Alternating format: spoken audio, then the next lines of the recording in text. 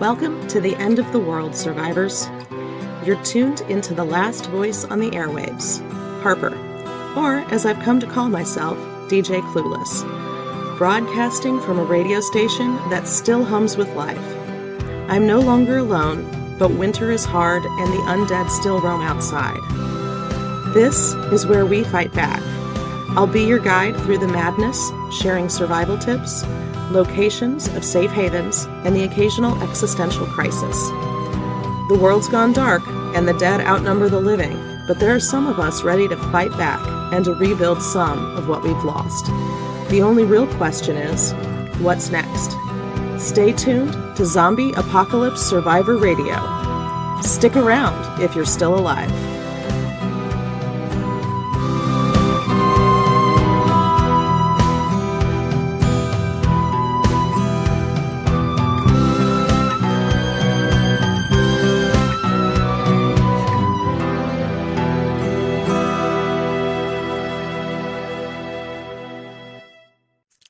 Hello, fellow survivors. This is Harper, or as I've come to call myself, DJ Clueless, because there's so much I don't know, including the depth and scope of my own powers, which is why I was traveling to the plant.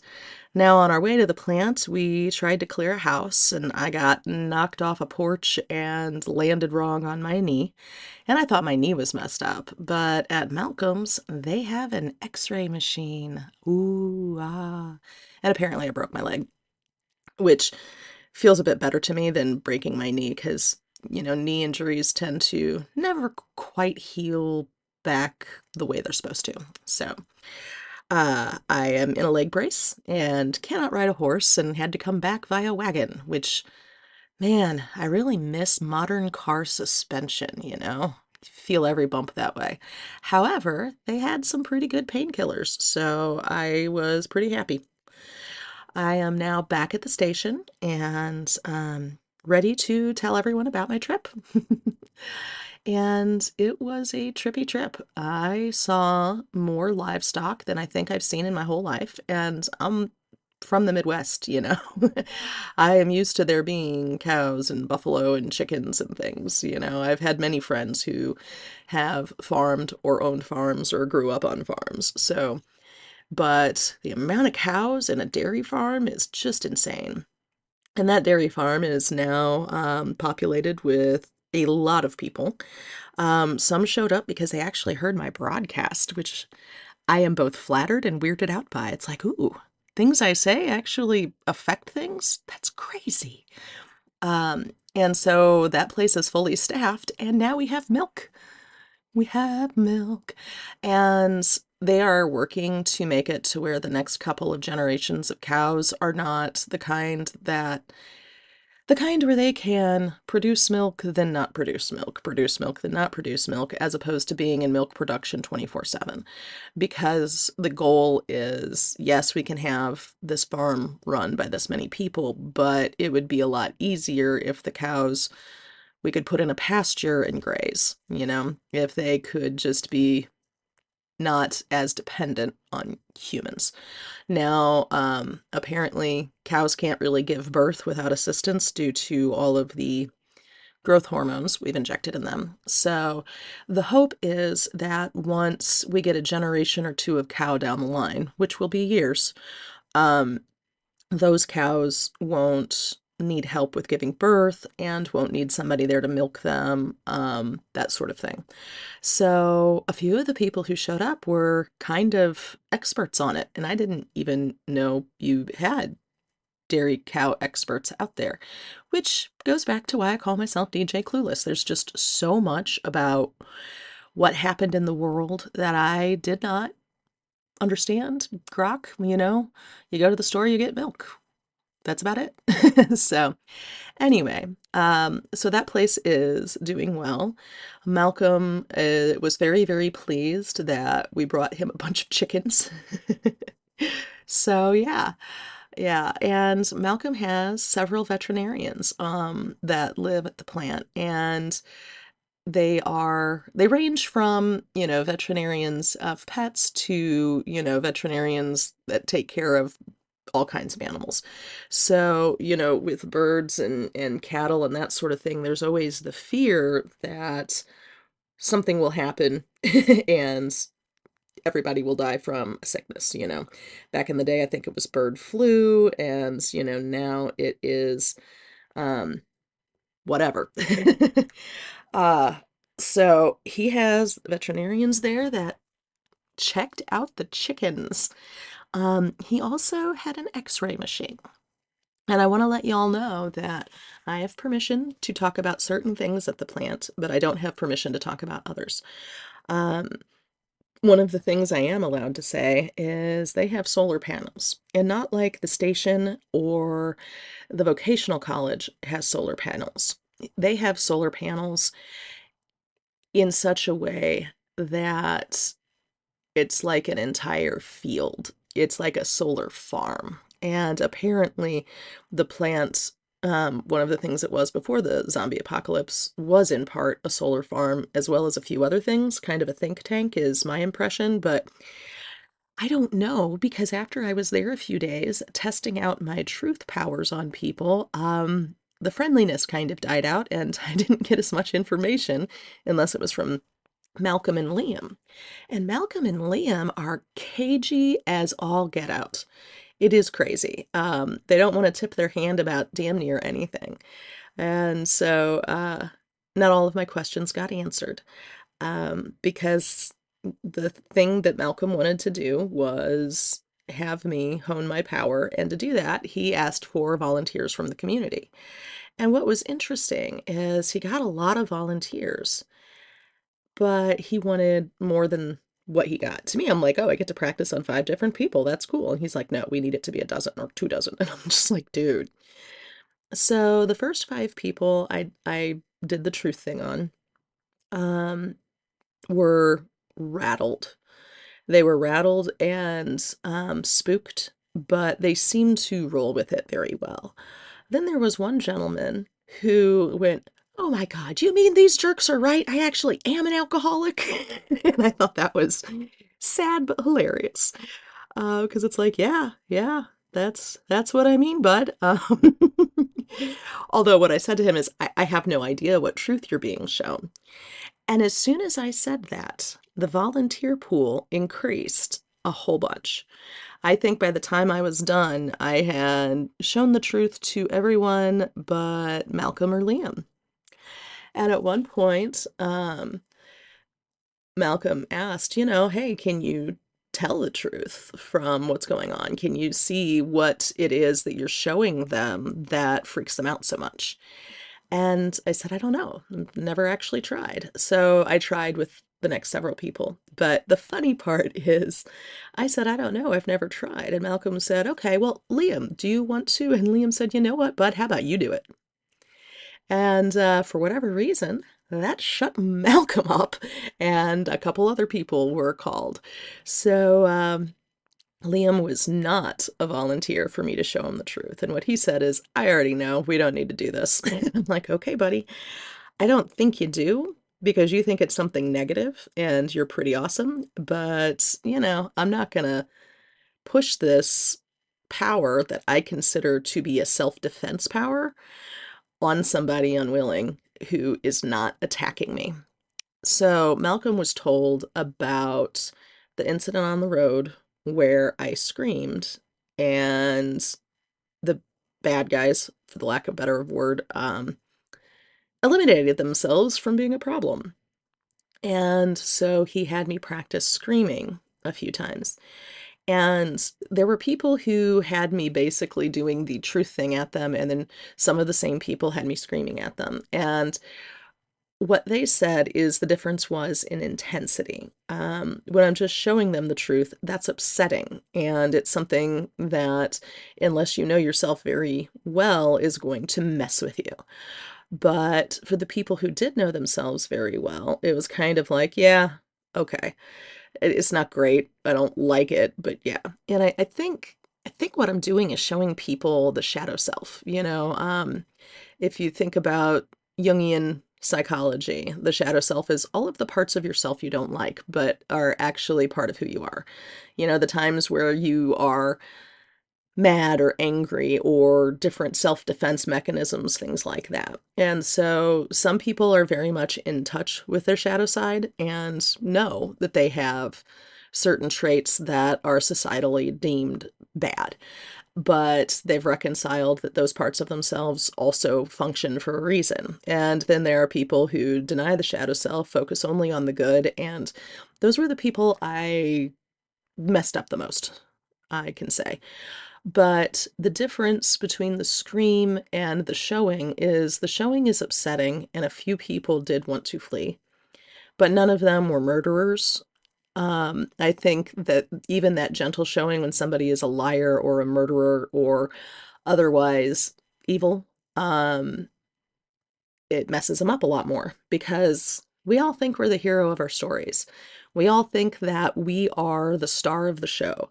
We all think we're the protagonist. And to find out that you are not the protagonist, you're actually the antagonist, and all of the reasons you've given yourself for your horrible behavior are actually bunk, well, that's hard for some people, as it should be. Know thyself, you know? Anyway, so the scream is more like being shown who you are in a way where you can't escape it, you can't get away from it, you can't shut it down. Because the people I gently showed the truth to, if that's the term, they all were able to kind of bounce back after a few days. The people I screamed at, it was a little bit weird because they were a little bit glassy-eyed for a while. And a few of them who were actually in touch with themselves enough to know their good qualities or bad qualities were even like, yeah, I knew that, but I'd never had it shouted emotionally in the middle of my brain before. And shouted emotionally in the middle of my brain is a description that I don't even know what to do with, like I'd scream at myself if I thought it would work. I actually even tried in the mirror and it did nothing.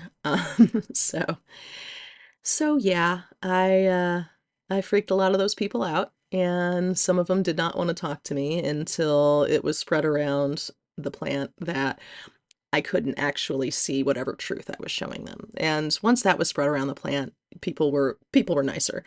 But it was one of those where it's like, yeah, I don't think I can ever settle here because I have used my self-defense mechanism, that's what I'm calling it, on a bunch of people. And, that's not the best way to win friends. Not the best way to win friends. Um, but the dynamic between Liam and Malcolm is hilarious to me because Malcolm is in charge of the plant and everyone in it except for Liam. It's like it's it's like he has a tiger and the tiger sort of listens to him, but the tiger's going to do whatever the tiger wants to do. And so Liam goes out and scouts all of the other communities and does all of this other stuff and comes back to Malcolm and reports in and everything. Um, and I think that's how they have so many veterinarians and a few doctors. I think Malcolm just went out chasing rumors he heard and brought a lot of people back. A lot of the people there, their first contact was Liam. And so Liam has done quite a bit to enhance the safety and productivity of the plant. And the plant is amazing, you guys. So what I can tell you is they have two different sets of barricades, and those barricades are kept very well mown, as in they mowed the grass down. And they do it with the push power mowers where it's like a cylindrical thing with a bunch of blades. So there's no real motor sound because there's no motor. It just goes whip, whip, whip, whip, whip and cuts the grass. It doesn't cut the grass as short as you would with a lawnmower, but lawnmowers take gasoline, and at this point, there is no gasoline. I mean, unless there's a refinery somewhere states away I don't know about, which I am not ruling out. A lot of the people who have survived in places like power plants, like oil refineries, because those places are already kind of set up in a way that are pretty defensible. So here, though, the gasoline is expired. Gas goes bad. And so their other concern was the sound.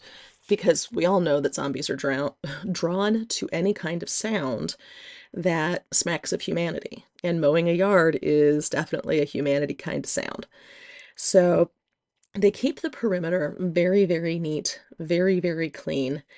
And keeping the perimeter that neat and clean allows them to see even if ankle biters are approaching. Because what Malcolm says is the large majority of people who come in who are bitten, it is literally their ankles or a butt cheek as they are going to relieve themselves in tall grasses that they haven't thoroughly checked, basically. So actually a lot more ankle biter bites are coming through his door than, oh my God, I was chased by a zombie horde and one of them bit me. Because when you have an upright zombie, you can see it coming at you. You know it's there. With the ankle biters, you can't. You can't. And ankle biters are kind of what happens after a zombie has run so fast and abused the body so much that it's just a zombie who can't be upright anymore. The body still has physical things that make it work. And once you have taken that body and run it without any regard to damage, it's going to fall over and crawl to bite you, which is what happens. So the first thing I did when I got there was go through the, hey, I'm naked, look, I have no bites. And the woman they have doing it is so sweet. I forget her name. I want to say, was it Graciela? Grace? It's Gretchen? I don't know. I forget because I'm horrible with names. But she was a sweetheart, and she put us all very much at ease, and no bites. And, I even have to do the naked bite check when I come back to the station, because anytime anyone leaves, even in a group, it's a naked body check when you come in. I never really thought I would get accustomed to getting naked in front of strangers, and it's always still a little bit odd, but I'm handling it way better than I used to. This is the new normal, and the new normal is bite checks every time you come back home. So I had to do it going into Malcolm's. I had to do it coming into the station. That's how things go now. And I mention this because if anybody out there is listening and looking for the plant and looking for the station, I want you to know right off the bat, the first thing that we're going to do before we allow you in the doors is check you all over for zombie bites. And if you're not comfortable with that, you're not getting inside, period. And that is a matter of safety for everybody. The horror stories Malcolm has told me of people in various other settlements that have since died, it's because they brought people in, didn't check them. And you have somebody in a group of 5 who's been bitten. More often than not, they're not going to do anything about that until there's more people around. And so as soon as you have that group of 5 go into a settlement of 30, all hell breaks loose. And Malcolm's seen it over and over and over again. And, I knew that Queenie and Priya both had that to say. And I will say, Malcolm is bossy.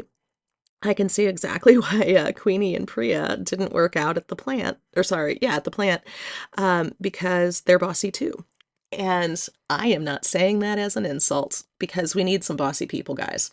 We need some bossy people that know what they're doing to get the job done. And with Queenie and Priya, they made so many improvements to the station so quickly that I hadn't really had the energy or thought to do, because I was by myself and depressed and a little crazy. And, once they got there, they kind of took the situation in hand and, bossed me around, and I was fine with that. I was so relieved by that. I'm not a follower per se, but I don't want to lead. I don't want to be the guy in charge. So the people who are in charge being bossy makes a whole lot of sense. The fact that they're still kind about it and we're not living in a warlord kind of situation is something I'm continuously impressed with, because I was a fan of zombie movies and zombie stories before the zombie outbreak came. And so even now, it's one of those where it's like, okay, everybody's cooperating really, really well. I thought we were supposed to all fight each other and be horrible to each other and have warlords and all of that. And I'm so relieved that instead people are just trying to rebuild some safe havens and survive. Survival is the game, domination is not.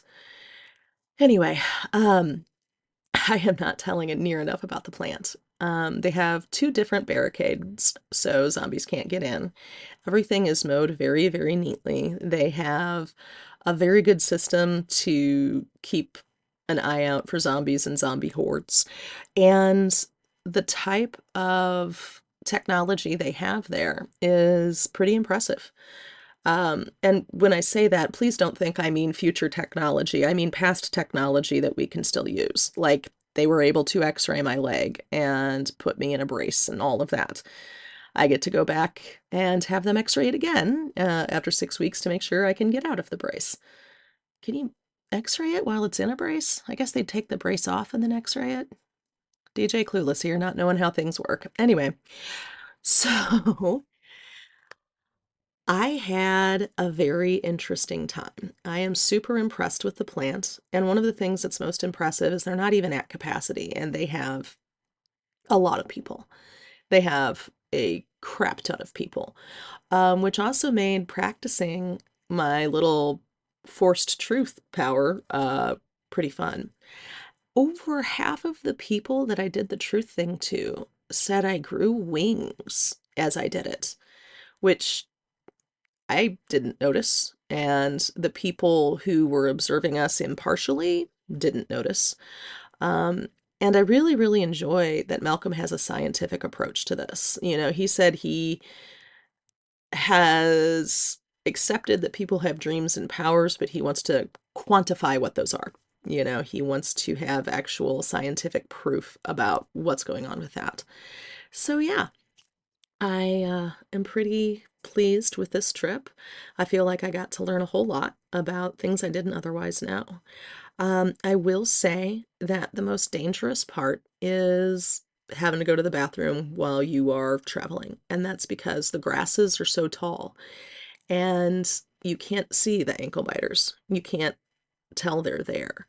And so when we were traveling with Malcolm's group, you could go to the bathroom, but you couldn't do it in a super grassy area.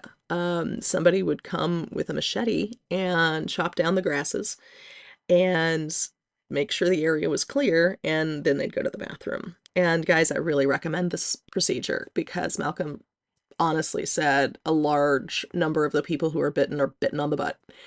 So clear the area before you use it as your bathroom, if you can at all. Also, if you're looking for a place with electricity and hot showers and a room of your own that is climate controlled, the plant is probably going to be one of the better places for you, especially if you want to take care of livestock because they have chickens, they have cows, they have goats. I mean, they have a lot of animals. Malcolm seems a lot more partial to the goats than the cows. He says that they can climb and cows just stand there stupidly. I that's don't know. Liam laughed at him, but I didn't know if it was a joke or if he was serious. Either way, either way, Malcolm is an interesting fellow. So I am happy to be back at the station. I really did miss Queenie and Priya. I feel really, really close to them. So like even though we kept in touch via radio, I wasn't happy until I got back home, because this is this is where I am. This is where I'm surviving. And they did so much while I was gone, guys. They did so many improvements. And one of it was they kind of did a little exchange with some of Malcolm's people, and they're working on cisterns, they're working on things like that, and they're talking about the logistics of taking solar panels from other places and putting them here. I don't know if that will be necessary or not. Now that I'm back, I kind of showed them that, there are already quite a few here that just haven't been put up. I mean, I think that's part of what they were putting together as part of the vocational college, you know? So we don't really need to go out and purloin some when we have some here. So they didn't know about that place. You know, it's a shed kind of in the back. And I say shed, but think like much bigger than that, like half the size of a barn kind of shed, that had a bunch of them in there. And so they have people that know how to set those up, you know, because a lot of the people at the plant were solar panel technicians, I guess. And so they're able to help with that. And I think that is going to make the station a lot more stable. And I think we'll be able to maybe use the washer and dryer and have lights on at the same time, which would be neat. Also, the cistern idea is a really, really good one. You know, there are hot showers at the plant. There aren't really hot showers at the station until summer comes, because we're still using camp showers where you basically fill up a big container of water, let solar heat it, and then you shower. So it's tepid in the winter, to say the least. But Queenie and Priya think they know how to do at least some sort of indoor showers that will be warm. So I have no idea what they have in mind, but with more electricity comes more options, is pretty much what they said. So that is what they're working on here. There's so much that went on during this trip, and a lot of it Malcolm asked me not to share because of security reasons, which is why I'm not giving you a head count of all the people at the plant or at the station. I can tell you when we're accepting new people, and we are, as is the plant. Also, if you don't want to go to the plant, but you want to work with dairy cows or work with solar power or travel with Liam, those are options. You know, one of the things Liam says is a lot of times he'll have a partner go with him until that person finds a place they want to settle, and then they'll join a settlement that Liam's been checking out. So you have options. You don't have to be alone. So I'm sitting here with a broken leg and a bunch of cats. I'm hoping I won't be useless. Queenie and Priya assured there's a lot of stuff I can do without having to run around. So I will keep you guys updated. And if you are out there and you are alone, I want you to survive, even if it seems hopeless, even if every other human around you is a destructive zombie at this point. Survive. There will be a way out. The zombies are migrating. They aren't staying in the same place. So if you have food and shelter, try and wait it out. Keep the blinds drawn. Make sure the doors are locked. Make sure that you are safe. Then you're inside and the zombies are outside. Whatever you do, survive. We are rebuilding. Survive, survive, survive. This is DJ Harper out.